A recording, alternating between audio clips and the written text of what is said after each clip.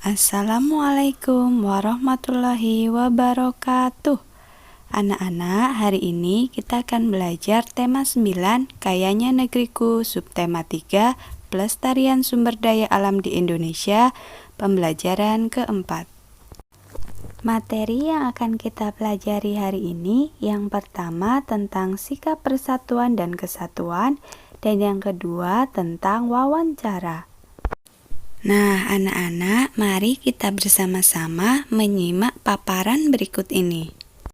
Dahulu alam Indonesia sangat indah, hutannya luas, airnya jernih. Akan tetapi karena keserakahan manusia, mereka menebang pohon secara liar, semua demi keuntungan semata. Pada akhirnya, kerusakan alam terjadi di Indonesia. Tanahnya tandus, kekeringan, semua akibat ulah manusia. Mengapa perilaku manusia dapat menyebabkan kerusakan alam ya? Kerusakan alam terjadi karena manusia tidak melaksanakan kewajiban menjaga alam.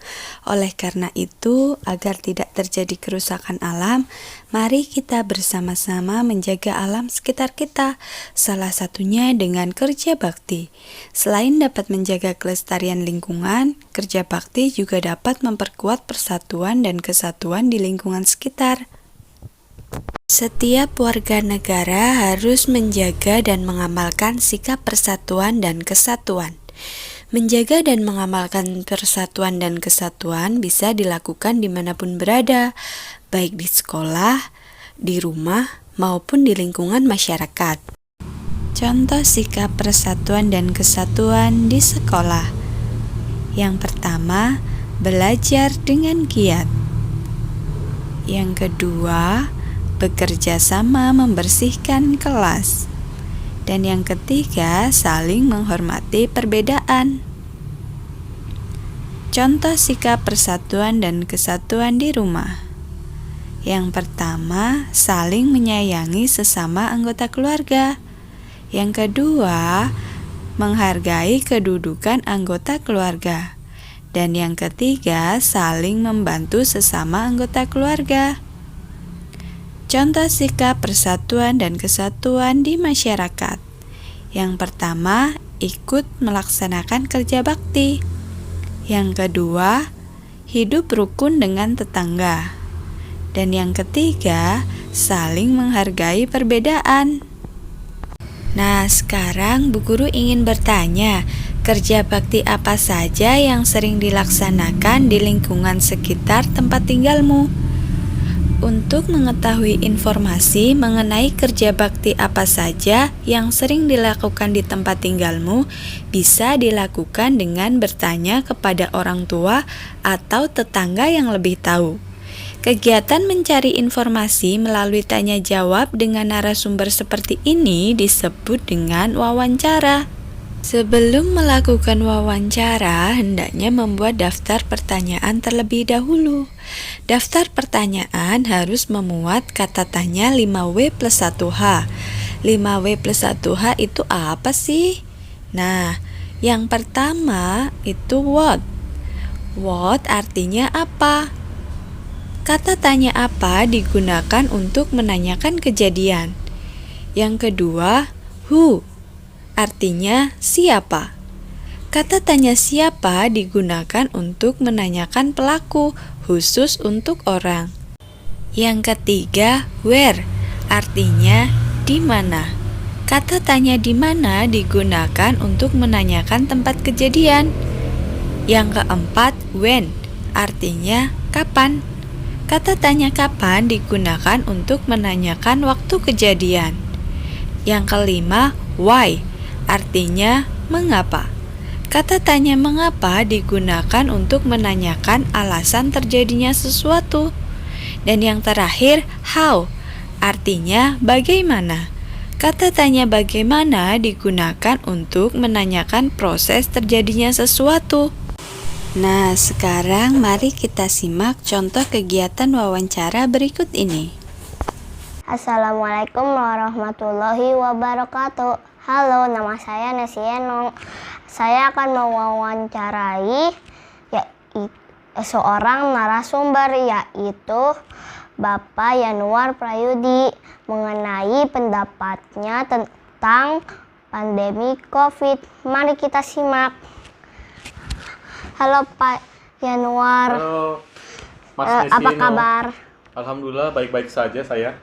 Saya akan mewawancarai Anda. Oke, silahkan. Apa pendapat Bapak tentang pandemi COVID-19?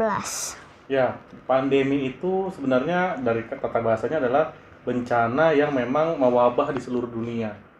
Jadi menurut saya memang COVID-19 ini adalah bencana buat kita sebagai umat manusia, dan ini adalah peringatan buat kita jangan sekali-sekali merendahkan orang lain. Oke, pertanyaan selanjutnya, Ya. apakah Bapak bekerja? Ya, saya tetap bekerja sejak pertama kali COVID itu di bulan April sampai dengan hari ini saya tetap bekerja. Oke, pertanyaan selanjutnya, bagaimana proses Bapak bekerja selama pandemi? Ya, kalau istilahnya sekarang itu namanya WFH atau work from home, di mana kita tetap bekerja dari jam 8 pagi sampai dengan malam, bahkan tidak kenal waktu.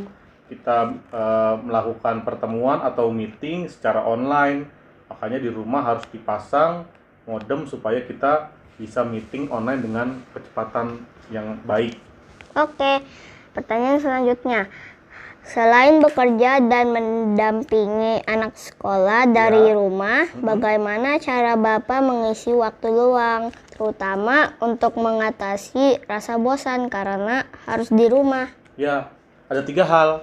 Yang pertama, saya selalu berolahraga seminggu 3 kali minimal, yaitu bersepeda minimal 10 km sehari.